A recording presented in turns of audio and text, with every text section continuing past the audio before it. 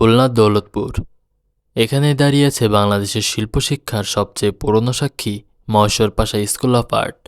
এই স্কুল ঘুরে দেখেছেন শিল্পাচার্য জয়নুল আবেদিন, এস এম সুলতান, কবি জসিমউদ্দিন, যারা প্রত্যেকে এটিকে মানতেন দেশের প্রথম অঙ্কন শিল্প শিক্ষা প্রতিষ্ঠান হিসেবে।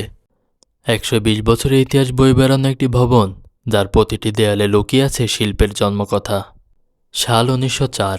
মহেশ্বর পাশার নিজের বাড়ির গোলপাতার ঘরে শিল্পী রায় বাহাদুর শশীভূষণ পাল খুলে দেন পূর্ববঙ্গের প্রথম আর্ট স্কুল। তখনও খুলনায় কোনো প্রাতিষ্ঠানিক শিল্পশিক্ষা ছিল না, আর অবিভক্ত বাংলায় কলকাতার গভর্নমেন্ট আর্ট স্কুলের পর এটিই ছিল দ্বিতীয় আর্ট স্কুল। প্রতিষ্ঠার 14 বছর পর 1918 সালে ব্রিটিশ সরকার স্কুলটিকে সরকারি স্বীকৃতি দেয়। নিয়মিত অনুদান আসে জেলা বোর্ড থেকে এবং 1917 সাল থেকে শুরু হয় বার্ষিক শিল্পকর্ম প্রদর্শনী। এখানকার ছাত্রদের কাজ পাঠানো হতো কলকাতার ভারতের আরও প্রদর্শনীতে। 1929 সালে স্কুলটি স্থানান্তরিত হয় যশোর রোডের পশ্চিম পাশে সদ্য নির্মিত নতুন ভবনে। সময় বদলায়, নামও বদলায়।